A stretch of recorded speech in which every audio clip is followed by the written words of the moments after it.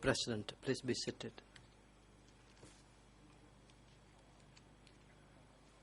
The court is now back in session, and the floor is given to the defense team for Mr. Nguyen Chia to resume the questioning. But please wait. Duc, you can take the floor first.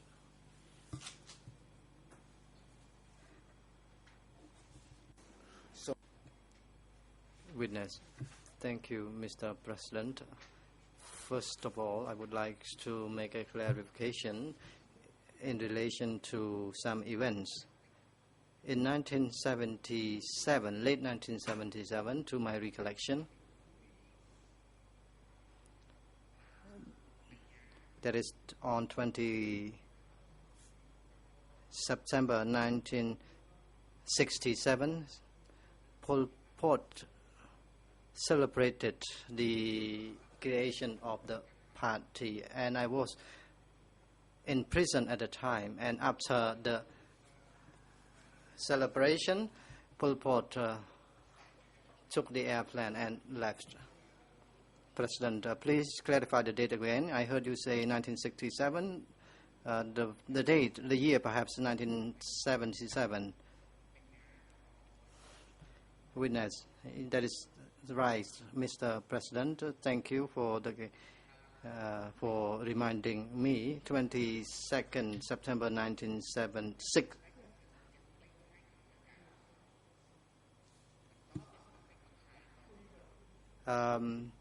He celebrated the creation of the party, and in the evening he left for China.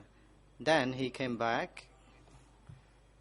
He held the study sessions among the members of the center until October, and then Sun Sen convened a study session for general staff.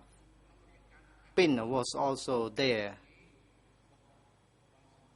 It was during the time that we saw the signature of Sun Sen on S21 documents.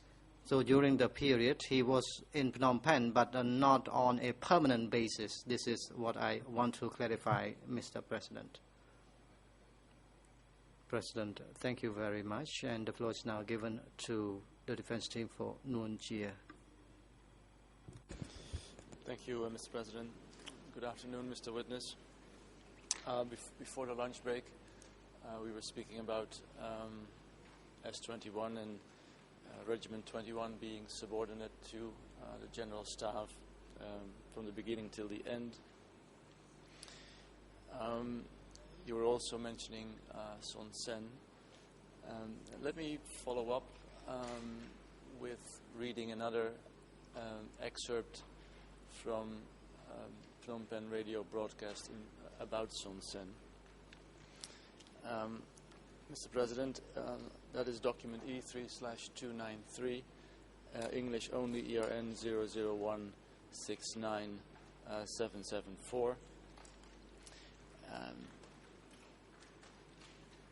Mr. Witness, this is about an event on the 29th of July 1978, and it says, the title is Sun Sen leads military delegation to the People's Republic of China.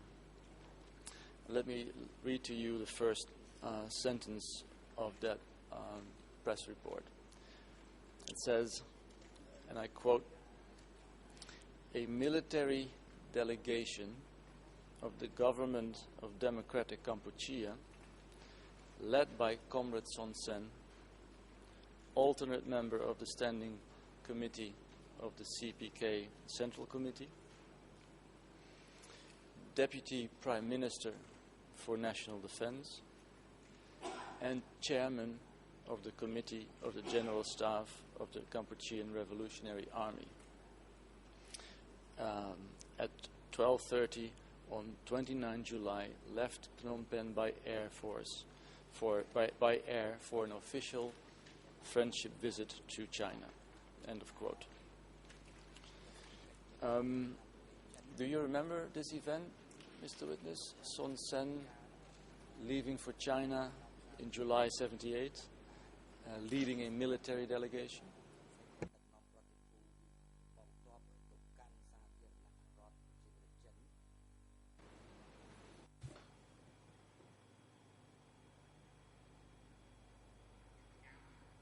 Thank you. Yes, I can recall that.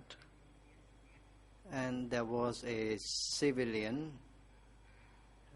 That person was not the soldier.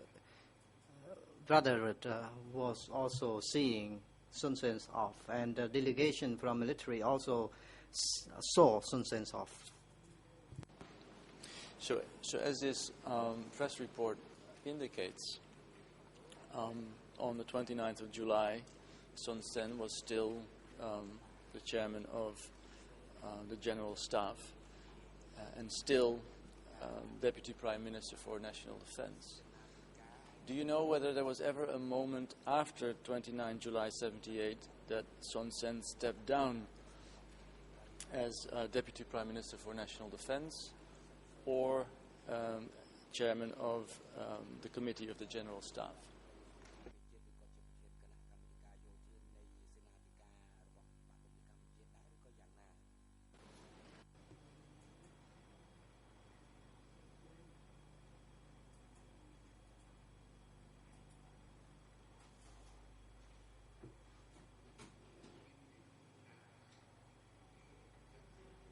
The things changed at S21 after 15th of August 1977. Secretary of S21 reported directly to Uncle Nguyen. That was the change at S21, and the rest was remaining the same. And the study session had been held by Sun Sen, but later on, after 1978, Pol Pot convened the meeting among the soldiers as well. So these were the changes. Nothing's changed besides two issues that I raised. The only thing that changed, as I said, the secretary of the regiment of S21 reported directly to Uncle Nguyen when he became my superior. Well, I'm not sure if you answered my question. But my question was, did Sun Sen, after 29 July, step down as Deputy Prime Minister for National Defense, or from his position as Chief of the General Staff? Yes or no?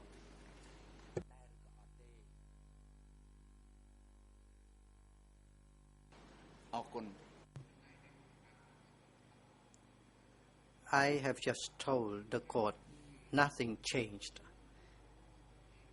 The position of Brother Sun Sen as the Deputy Prime Minister and Minister of National Defense was still the same. He was still the chairman of the General Staff. Nothing changed in relation to his position.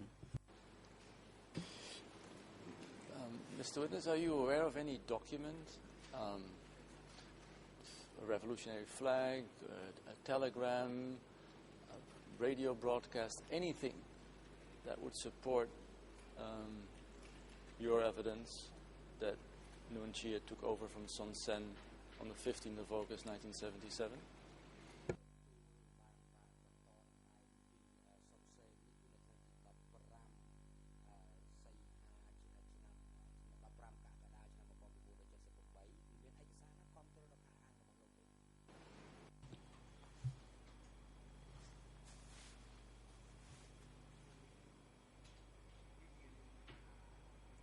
That was a normal matter within CPK. That was the minor issue within CPK. When one was absent, the other one took charge. But the problem is that the high-level cadre lower himself to be in charge of S21. And I have no evidence. The practice at the time was like my description. But you were a party member at its lowest level, far away from the top. You couldn't possibly know, could you?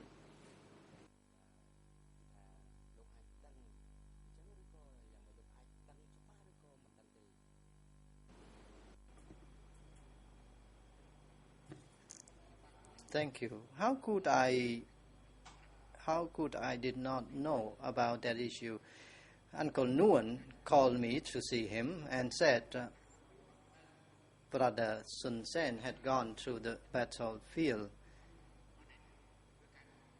and Pong was also aware of that. And Nguyen Chia said Brother Kyo or Sun Sen had gone to the battlefield, and I had to work with him to do the tasks. Now let me finish this subject with quoting to you something you said last week on the 8th of June at 9:58 in the morning. You said, and I quote, "When Son Sen talked to me, he was not in his capacity as Chief of the General Staff, but talking in his capacity as Ankar," end of quote.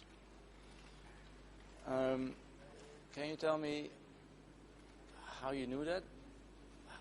What happened if he would call you? Would he say, "Hello, Duik, now I'm talking to you not as Chief of Staff, but as Ankar?" Or how were you able to distinguish between those various capacities?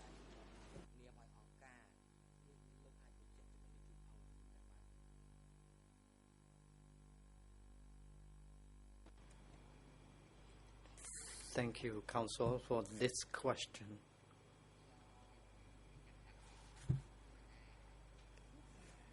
S21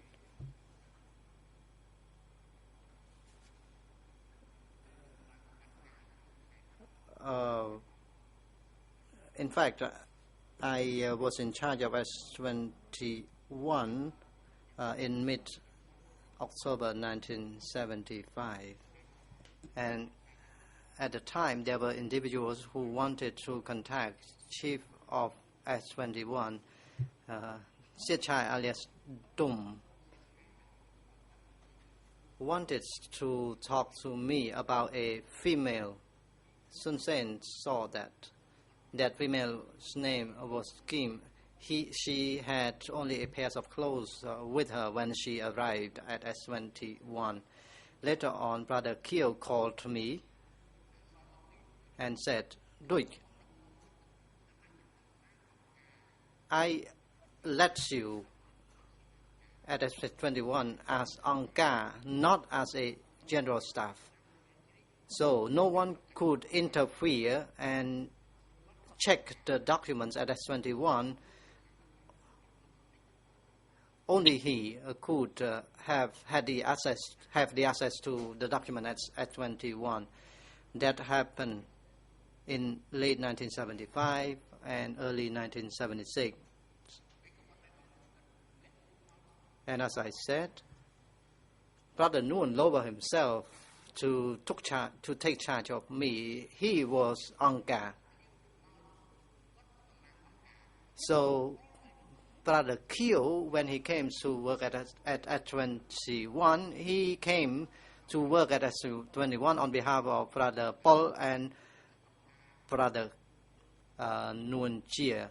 And when Brother Sun Sen had gone to the battlefield, Nguyen Chia came to work at S21 as Angka as well. Although you have no reason of knowing this at all, but do you know who was going to succeed Pol Pot in the case Pol Pot would die?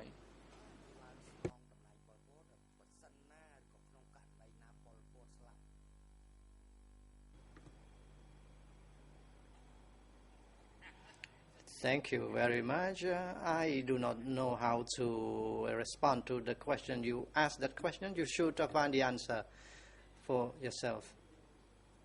President, this is a hypothetical question. Such question cannot be put to the witness as instructed by the chamber. Well, it's not a hypothetical question. I know the answer to the question, but I think the witness doesn't know the answer to the question.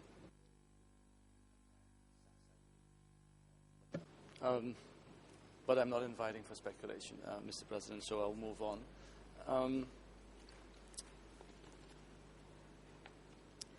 Mr. Witness, do you recall what Tamok's opinion was of you?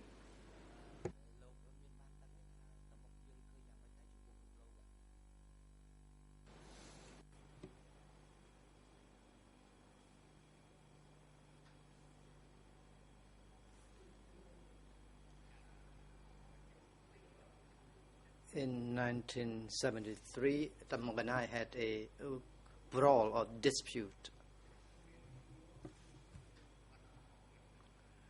At the time, he came to Office 201 to train soldiers.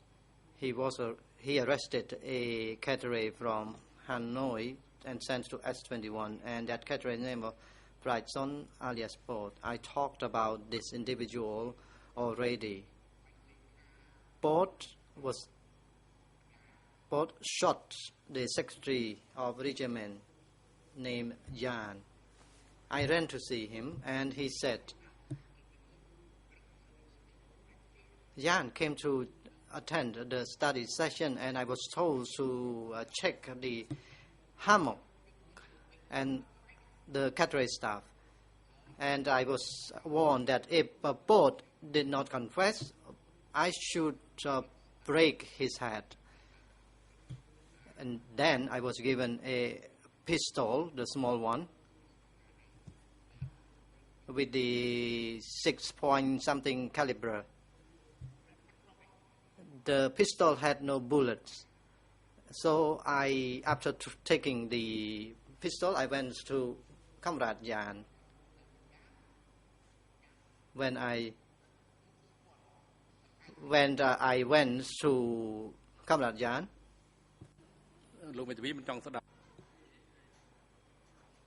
President, the Council does not want to hear the response as you have just answered. I do not know the intention of the Council. He wants to know whether or not you recall the opinions of Tamok. So I do not really understand the intention of the question, but please, Mr. Witness. Indeed, that was my question, and let me immediately read to the witness why I want to know this. Mr. President, E3/1564, English ERN 00403892, Khmer 00403981. In this WRI, Duik, the witness says,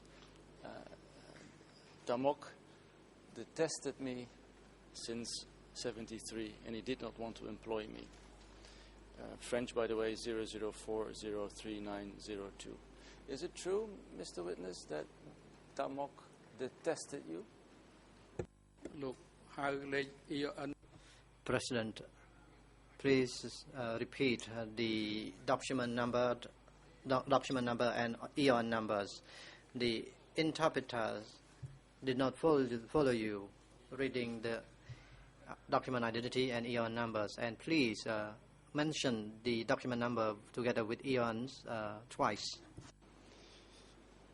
It's a document E3/1564, English ERN 00403892, Khmer 003-981, French 004-03902. My question, Mr. Witness, is it correct that Tamok detested you since 1973 and he did not want to employ you?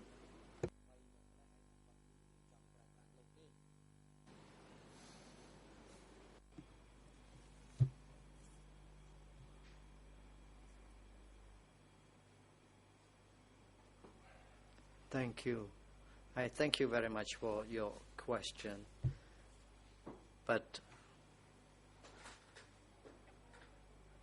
this question is not of my interest to give my response, because the question is not full, it's partial one. If you do not want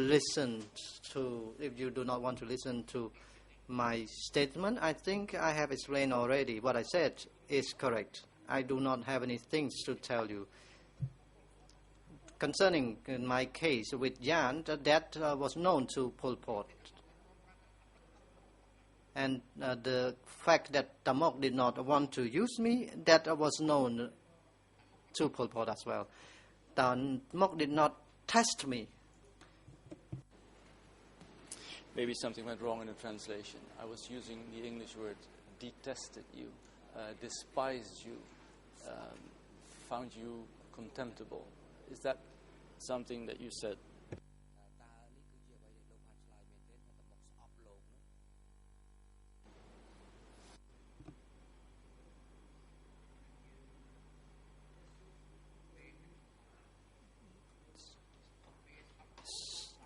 Superior and subordinates.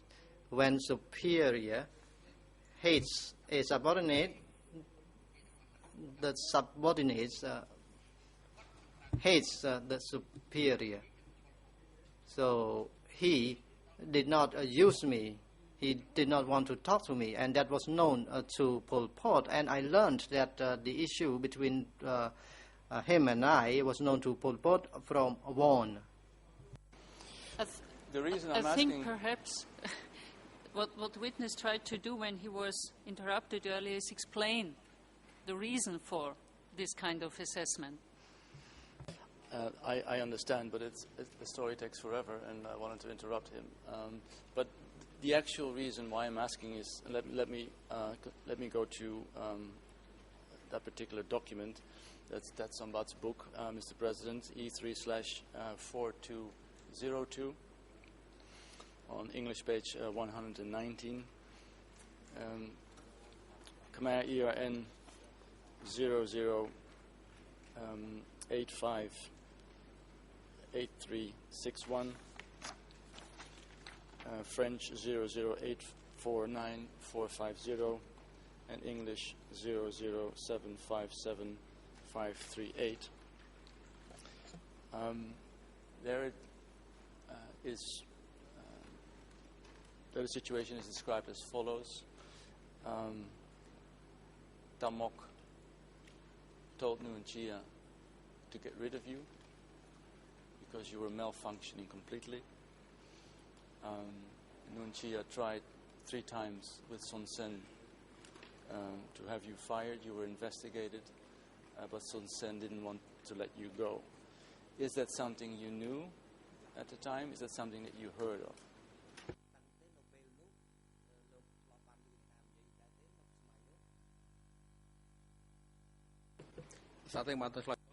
President, please wait, Mr. Witness. You have the floor now, International Deputy Co-Prosecutor. I'd ask counsel that counsel simply read the quote rather than characterizing it, because some of the characterizations he's made are his own, and he should just read the quote from the book.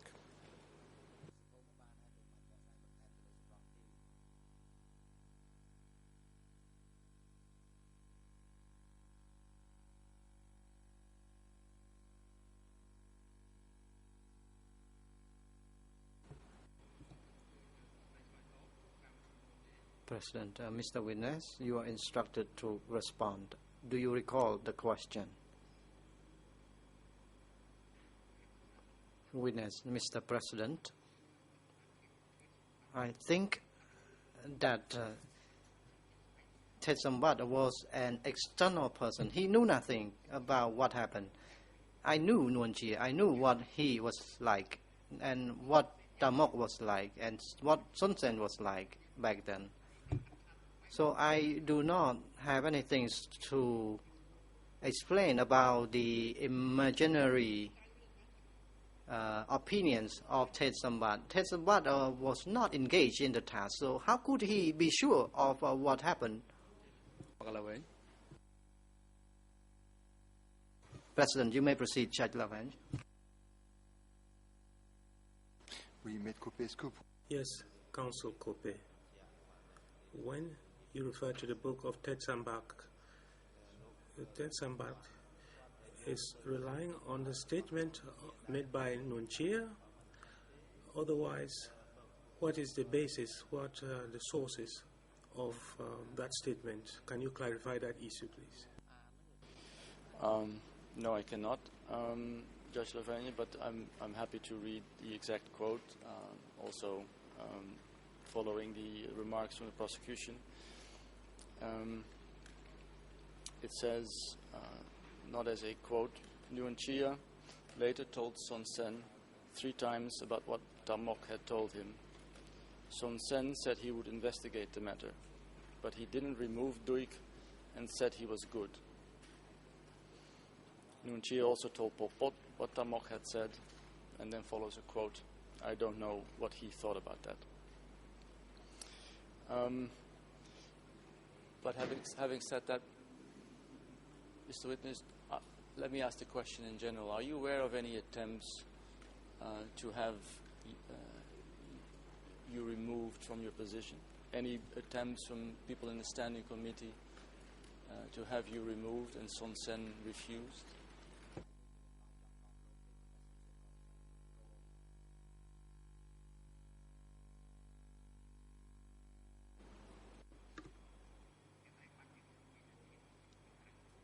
That is why I said Ted Sambat was a man out of the story, or he was not engaged in the task. The statement by Uncle Nuon was beyond the truth. I wanted to explain you, and you interrupted me, so that's all I could say. So how could I explain that to you if you interrupted me? I want to tell the truth about what happened. Let me move on to my next subject, Mr. Witness, and that is your work at S21 itself and your work in relation to investigations into treason and rebellion, etc. But before I go into that, let me first ask you some questions about the beginning of S21 at what is presently known as the Tuol Sleng Museum and the last days of your work there. It's still, to me, a bit unclear as to when the exact moving of the operation of S21 was to what is now known as the Tuol Sleng Museum, or the formerly known Ponyat High School. I'm referring to a statement or testimony that you gave to the investigators of the investigating judges, E3/5748, Khmer ERN 00153458, English 00153567, French 00153444. There you say, in April 76, I decided to transfer the center to the Ponya Yat High School. I'm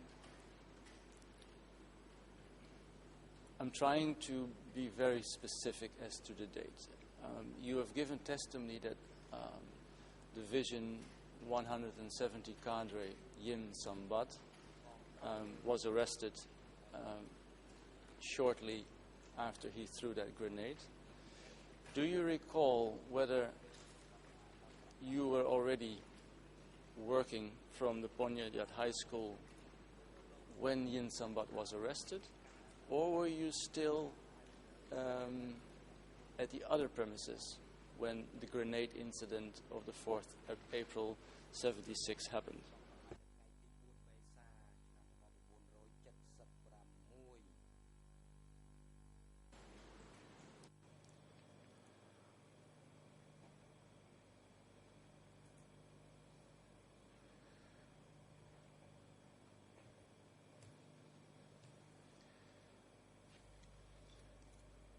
At that point in time, I worked at the former National Police headquarters, and I assigned Comrade Ho to interrogate Nguyen Sambat. The building he was interrogated in was actually faced the north direction.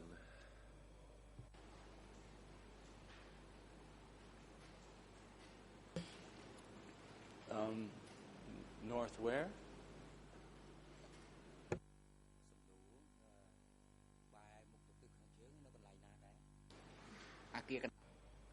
It was the building in the middle.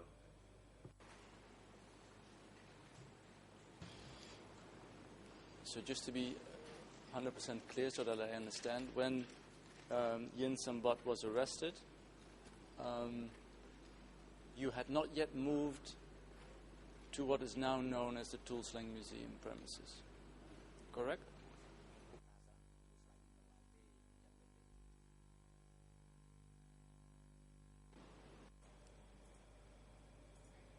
First, allow me to correct your statement. You refer to Tulslang Museum. In fact, Tulslang Museum is a new label after 7 January 1979. And the word S21 office was the official name assigned by the party. So please don't get confused between the two. And regarding Yim Sambat, at that time, the interrogation office of I-21 was at the PJ location, that is the National Police headquarters. That's very clear. Before I come back to the interrogation of Yin Sambat, just to be sure, I would like to show you a document that's in your binder, tab 29. I'm not sure if the binder is here's the binder again. So, Mr. President, that is document E3/1062, 10062. There is a Khmer version only. It's document ERN Khmer 01012815, and maybe we can have it on the screen as well.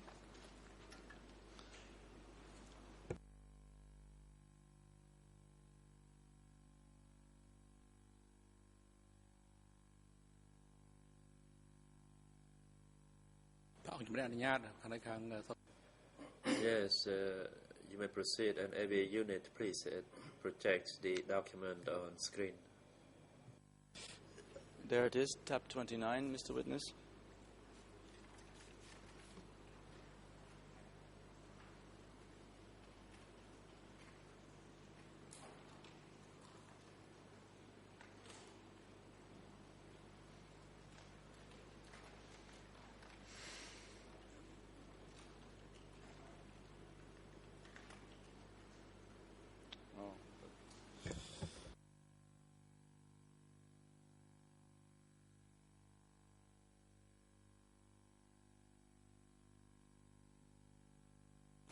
I would like you to have a look at that document, and then especially the second name from the top.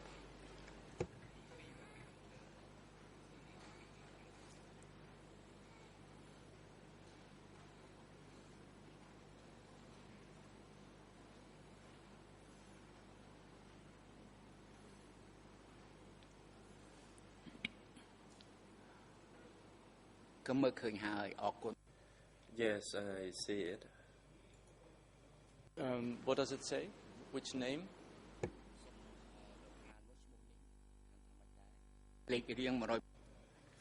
It's 107, that is the number. It reads Yim Sambat, Kabatna, Phnom Penh, group of 50 from the east. The date is 4/4/76.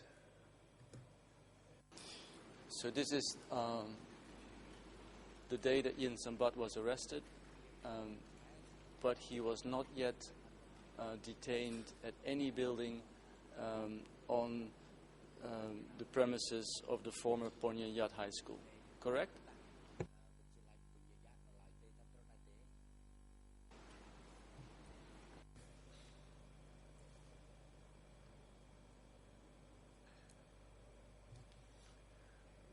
In democratic Cambodia regime, when someone was arrested, it means the person will be sent straight to be detained. There was no judicial proceedings against that person.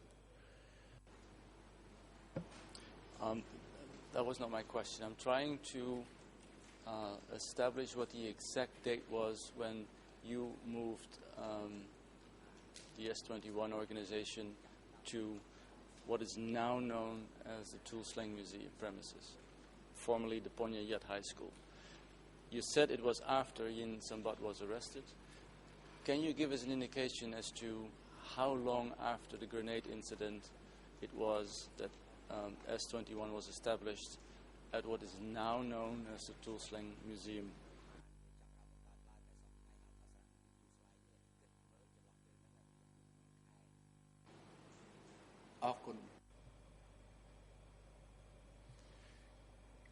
Mr. President, allow me to clarify this matter again. It's S21. We should refer to it as S21, and it belonged to Pol Pot.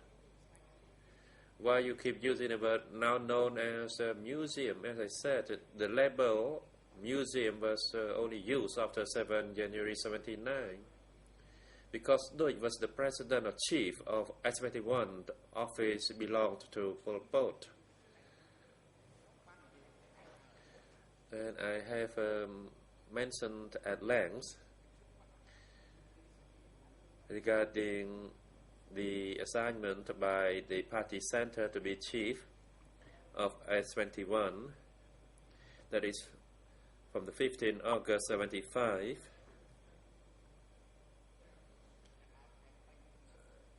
And by mid-March 1976, the party center assigned me to be chief when Nad was transferred out. He was no longer the secretary of S21.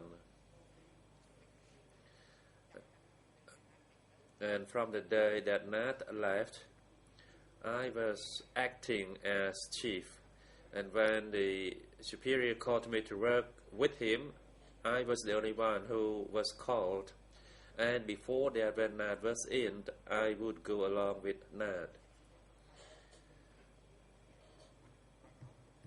So initially I was a deputy, and later on I became chief. And I have made mention this on several occasions, and I hope that you would not put this question again. Mr. Witness, it would be better for everyone if you actually listen to the question that I'm asking you. Let me try with a different document. Let me show you on the screen, I don't think it's in the binder, document E3/10085. Mr. President, that is Khmer 010 13478.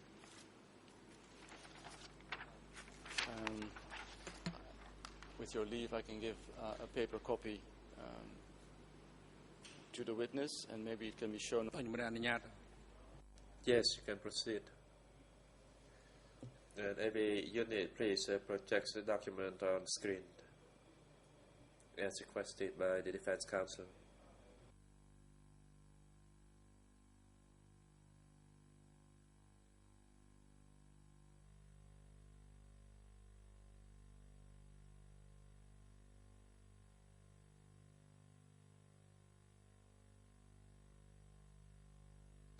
Mr. Witness, do you recognize this document?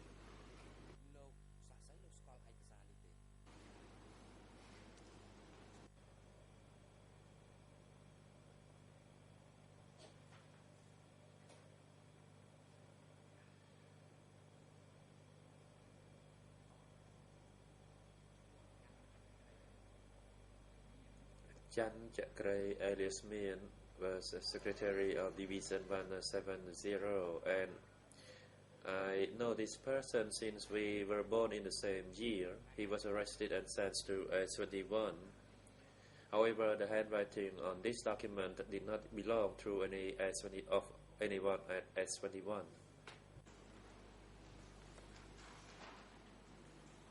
Now, you've given testimony that Chan Chakray was arrested on the 19th of May 1976.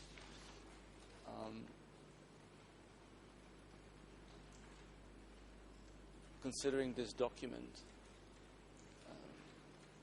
was S21 on the 19th of May still not moved to the premises, what is now known as the Tool Sling Museum?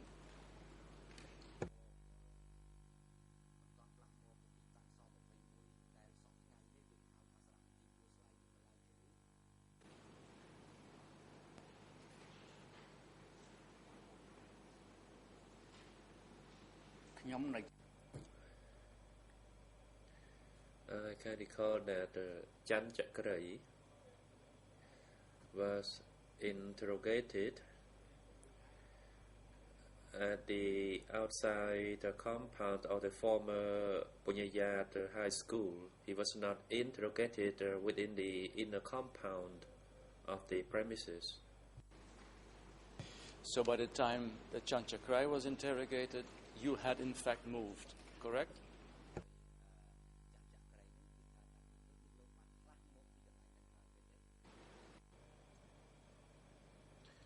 Yes, that is correct. And that's what I have stated. Now let me go to the last days of the operation of S21. You've given testimony about that last day, the 7th of January 1979. Let me quote to you so that I can help you a bit. E3/452, Mr. President. English ERN 00147564. Khmer 00146550. And French 00147927. You said on 7 January at 11 hours, an opposition army tank force arrived at my house. At that time, all S21 personnel were bewildered because this was contrary to the instruction and orders of 6 January 79. End of quote. Can you say something about the state of bewilderment of you and the other S21 cadres? Why was it that you were bewildered?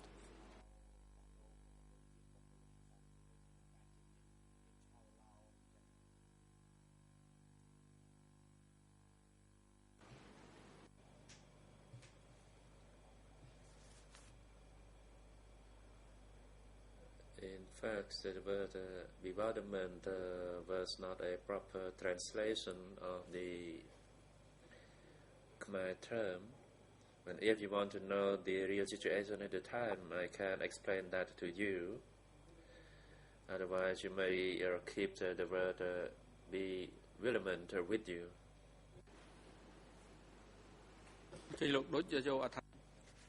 President Witness Deutsch, please state the matter clearly so that it is clear once and for all. Of course, you are being cross-examined by the defense counsel, and they have different techniques and strategies in questioning you. So please respond to the question put to you by the defense counsel so that it is clear that you would not be asked that question again. witness. Thank you, Mr. President.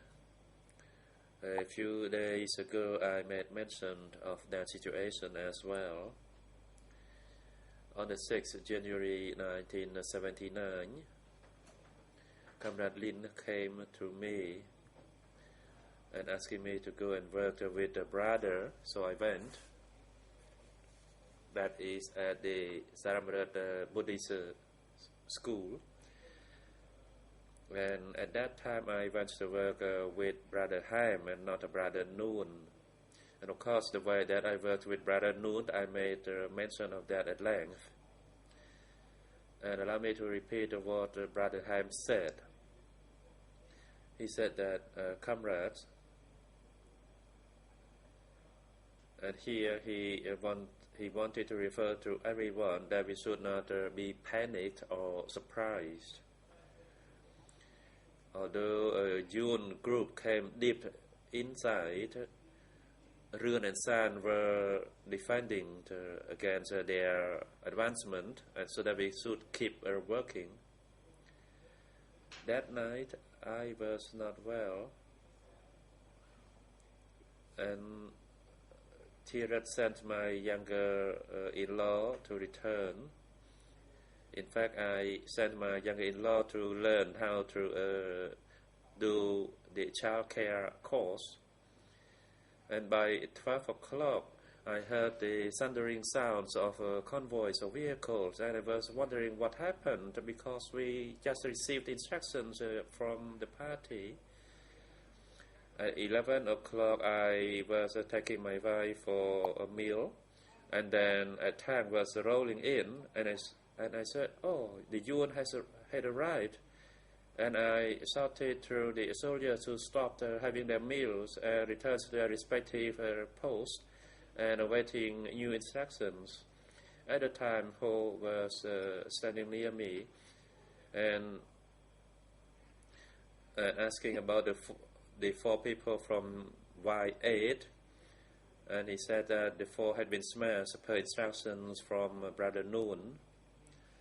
And I sent people to survey the roads, and they saw people from Yard School who wanted to take refuge with us. And once in a while, a tank was passing by to the north direction, and by about 3 o'clock, I left I-21, that is the former Punyayat school, and I headed towards Satsam Gosal Pagoda, or school. And by about 5:30 or 6 p.m., I took a shortcut toward the radio station at Banti Mienjay.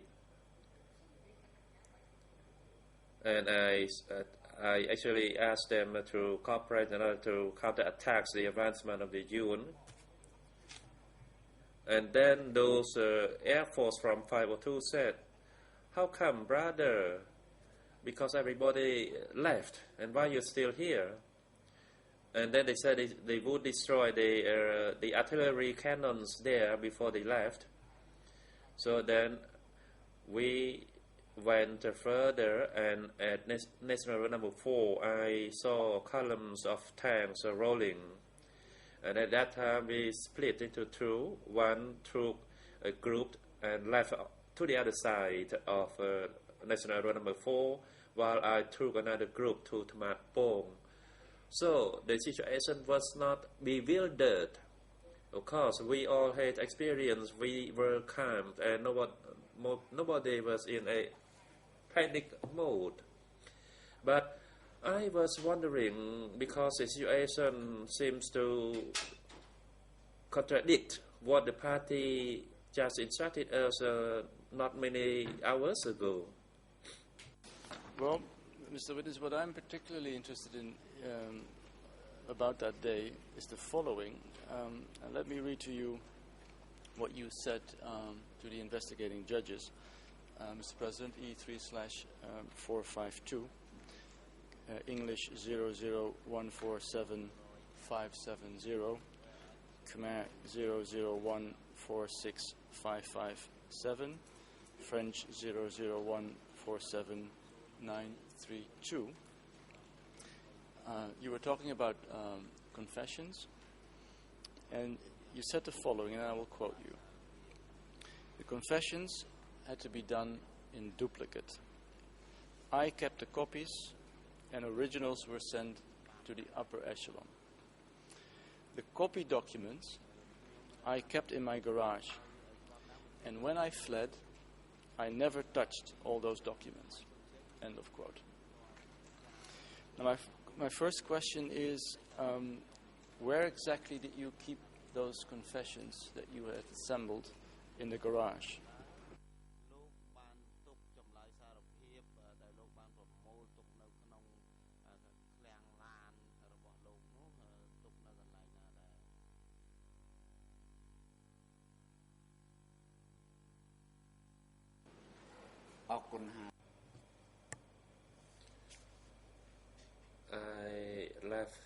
I kept those documents actually on the floor in the garage, since I did not have any shelves to store them. Comrade Chain, my messenger, was the one who usually maintained those documents in the garage. And allow me to add one thing. Initially, I made 2 copies of documents. However, if the document had to be sent to a zone, then I had to make extra copies. For example, 1 copy to the North Zone, as the policy of making 2 copies was the initial concept. And do you remember the copies of those confessions that you kept in the garage on the floor? Whether these were all the confessions, all the statements ever given to you or to interrogators by the prisoners? Was that the total? Those confessions, were they all there were?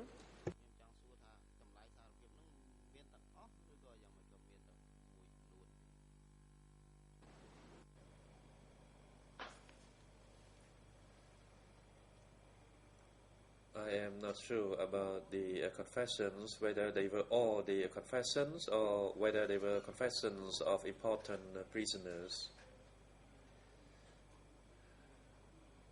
There could be some confessions at the office of Comrade Pon.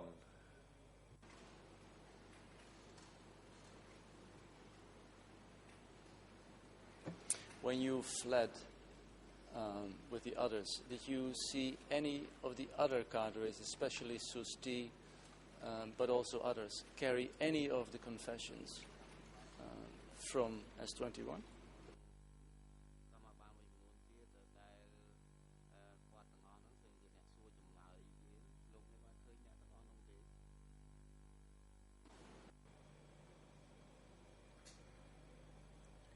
I do not recall that.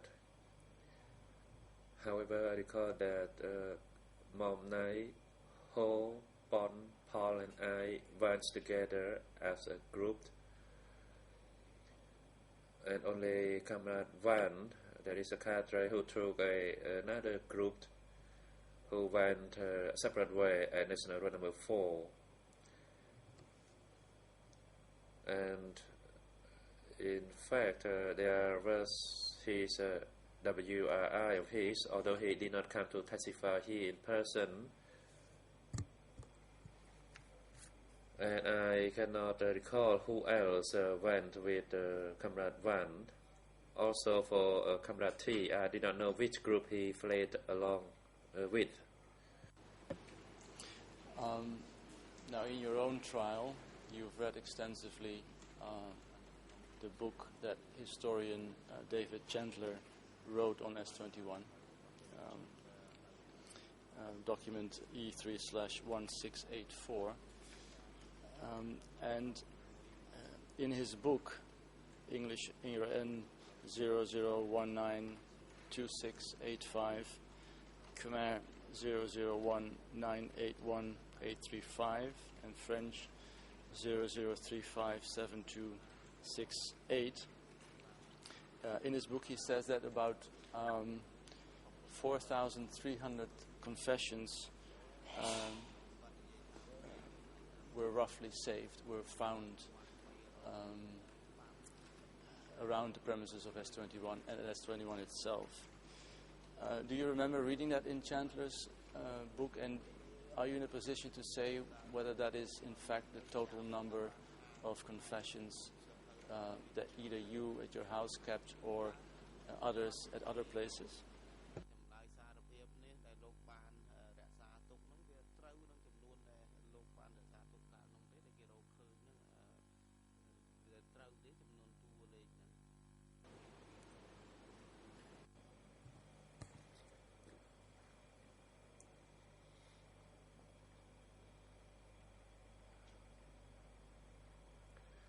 Regarding the confessions of the enemy, and allow me to use the word enemy because that was the terms that was used during the regime. I can't recall how many confessions there were, and I also do not recall about what was stated by David Chandler. And because the sheer amount of papers, he said he was swimming amongst those documents, and he could not know the exact number of documents. I realize it's difficult to know exact numbers, but again, my question is 4,300 confessions. Could that be an accurate total that was found in your house and other houses by the Vietnamese troops?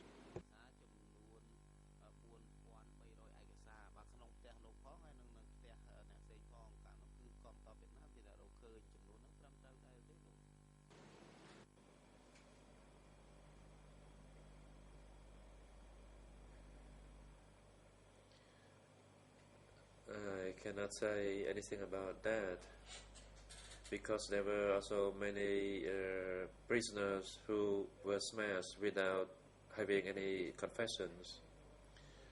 Of course, the number of confessions of 4,000 or something is also a lot, but I cannot say for sure whether that was the actual number.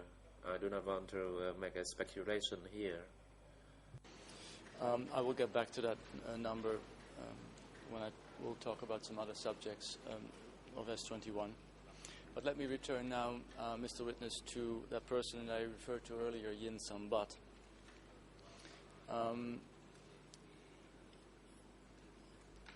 As you confirmed, he arrived at the other premises of S21 on the 4th of April 76. But he was arrested for a reason.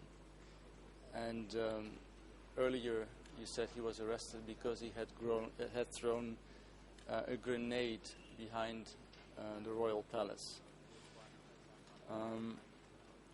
Can you expand a little bit as to what happened? What had Yin Sambat done? Can you be more specific? Can you give more details as to what exactly happened with him and other Division 170 cadres?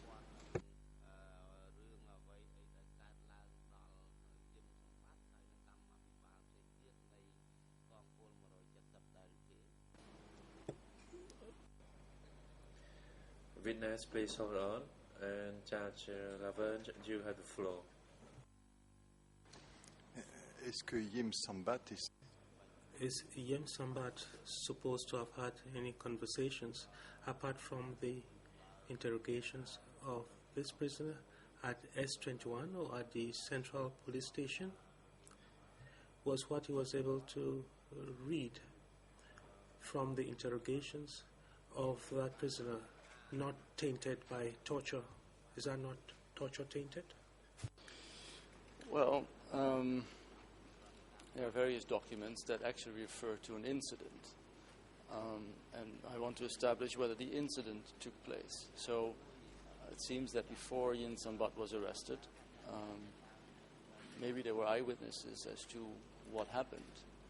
So throwing of a grenade or bombs or multiple grenades is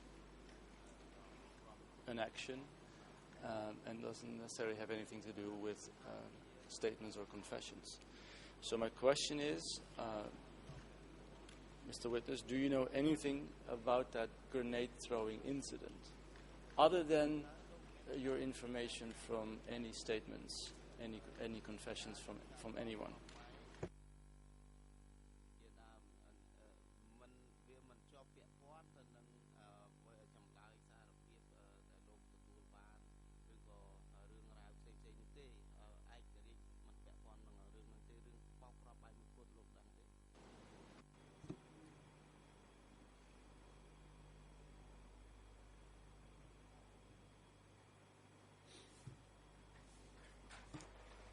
I would like to clarify the location behind the Royal Palace. That location was initially managed or owned by Division 170 of Chakrai. Division 180, managed by Pong, Lin and Kami, was the division protecting the center. And after the grenade throwing incident, Division 170 was removed from that location, and 180 division was posted there. Pong was looking around, was going to Pong went to the location and examined what happened, and it was said that a person from inside the house went outside and threw the grenade into the house.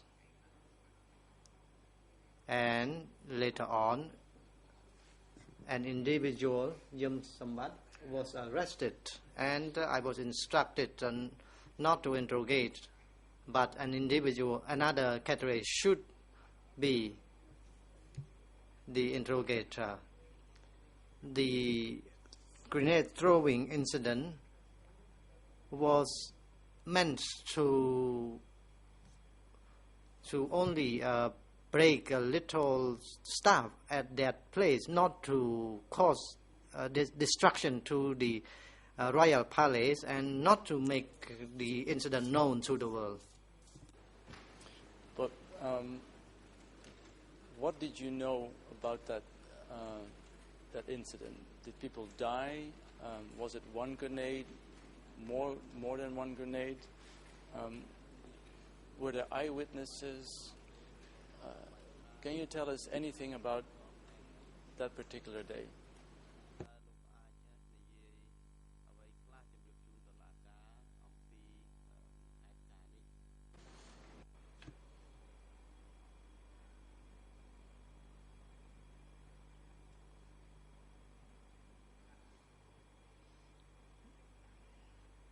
Eyewitnesses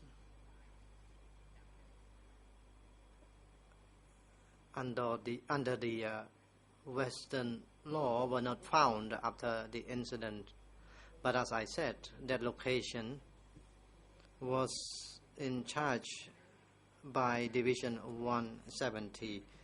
So whatever happened within the location of 170, Division 170 should be responsible before the party. After the explosion of the grenade, Division 170 was removed.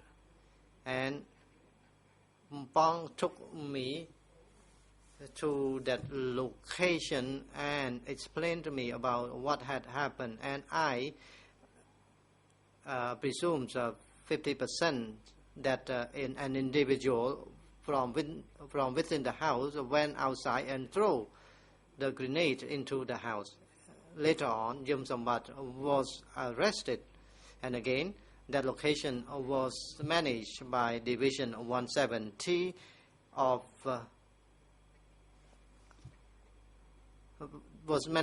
Division 170, and no one got injured from the incident. You spoke in E3/9362 that Yin Sambat detonated grenades, multiple, behind the royal palace. Did those grenades explode on the same day as he was arrested, on the 4th of April, 76?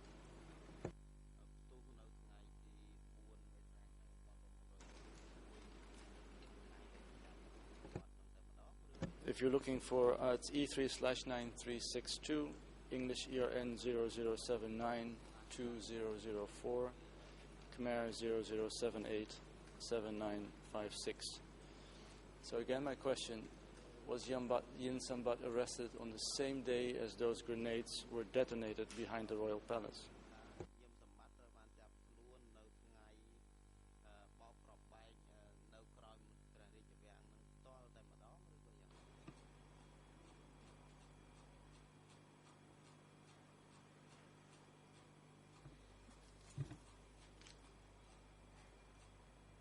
The grenade throwing incident and the day that he was arrested was not close to one another. He was not immediately arrested after the incident.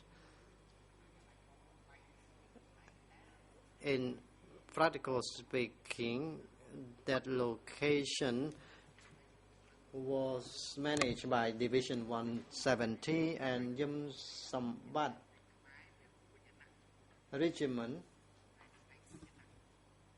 was there as well, and that regiment was managed by Yin Sambat. So then my following question would be, how did you come to Yin Sambat? Why was it that Yin Sambat was arrested?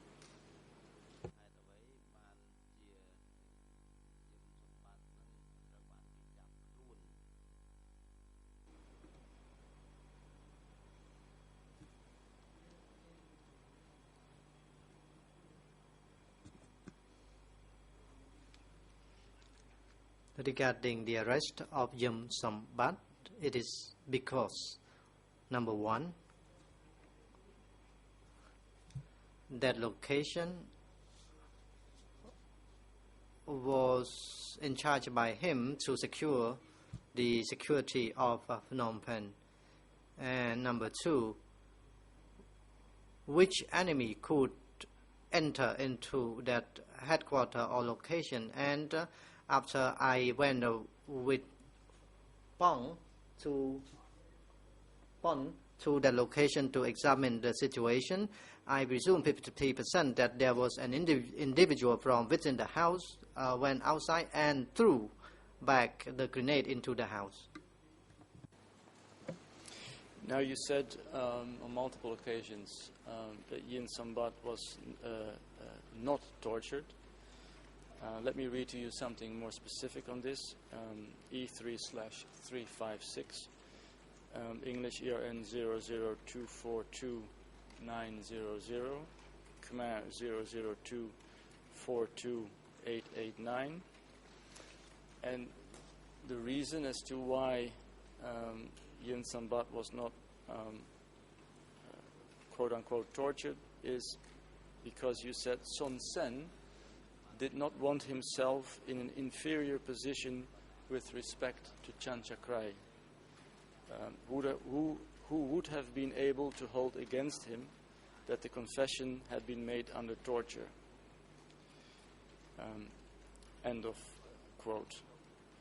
What exactly did you mean when you said that Son Sen did not want to be in an inferior position with respect to Chanchakrai?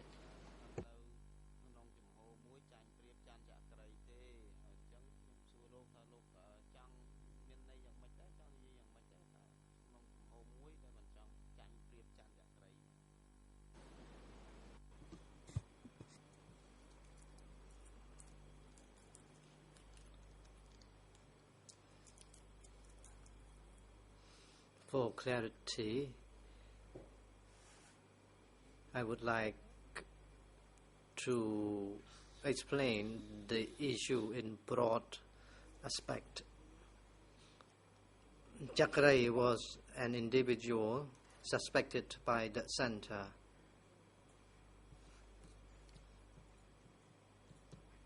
Chakray was liked, or the cadre loved by Phum, the Secretary of the East, and then he was removed and put in the General Staff as a assistant to the General Staff. So he was the assistant after the removal.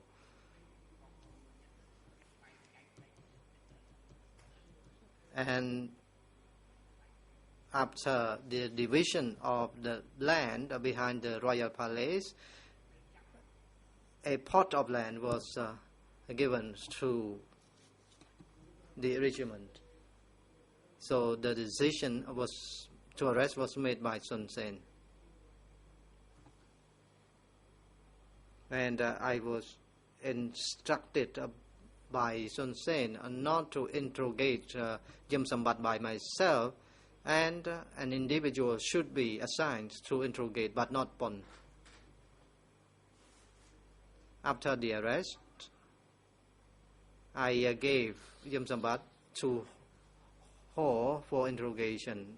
A few hours later, I went on my motorbike to see Ho, and Ho gave me the recording together with a text, and I wrapped that recording and sent it up the line.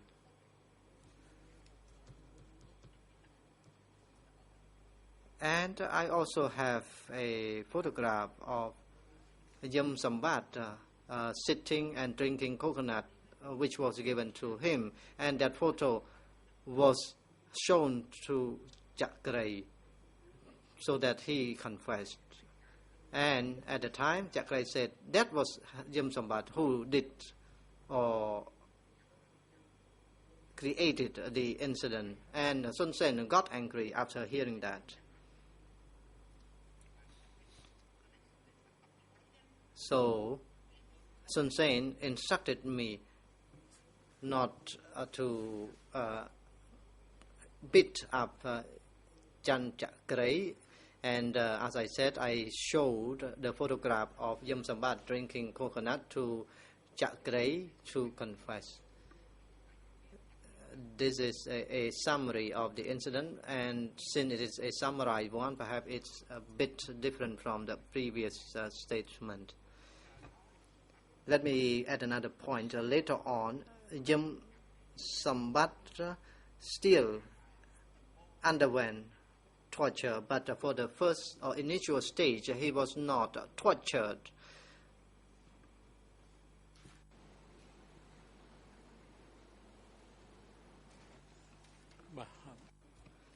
President, thank you, Mr. Witness. It is now break time. The chamber will take a short break from now until 3:05 p.m. Court officers, please assist the witness in the waiting room during the break time and invite him back to the courtroom at 3:05.